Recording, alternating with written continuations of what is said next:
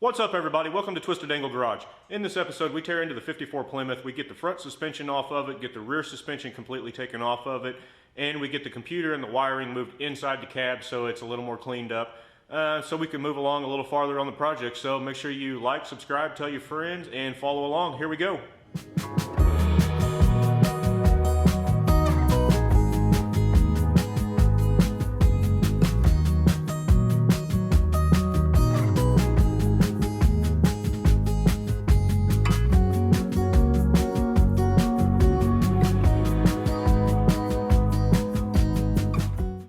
So we got all of our wiring ran inside.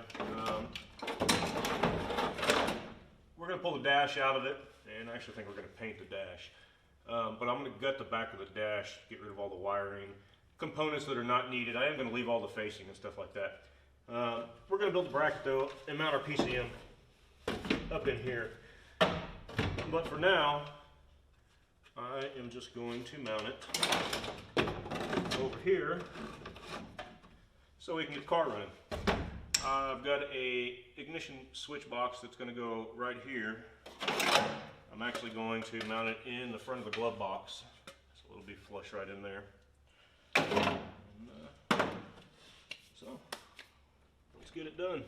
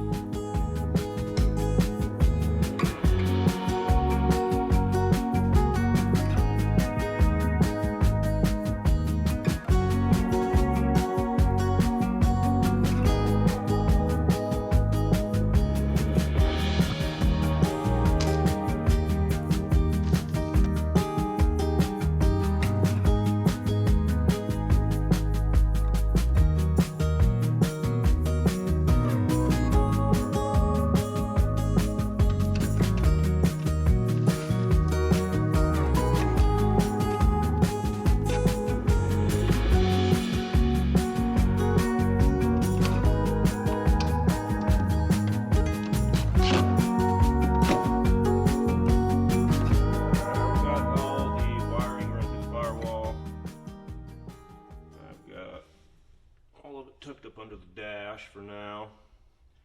This is all just temporary until I get the dash out and build an actual mount and hide the wiring up in the dash. Got my relay box down there, power distribution, grounding, whatnot. Cables are just run to right here for now for just to set a battery in the floor. But the batteries will obviously be in the back of the car. Got the ignition switch hooked up. I don't have the start button hooked up yet though. We'll get to that later. So the car's got some 2-link bars in it now. It was going to be set up for air ride and a low rider and stuff like that. We're going to do some more performance stuff with it, so we're going to get rid of that, do like a wishbone 4-link style stuff like that eventually. Right now though, we're going to get rid of all of this, and we are going to just throw some leaf springs in it with some shackles and hangers and get it on the road. So we're going to get the rear suspension taken out of it right now. Well, there ain't really any suspension in it. There's just a couple of bars and it's connected down here, and that's about it. So we'll get these bars taken out, get the frame or the axle set down on the ground, and move on to the front. So here we go. All of this stuff is loose because it's been worked on a handful of times and it never got finished being built. So it's all relatively easy to get apart.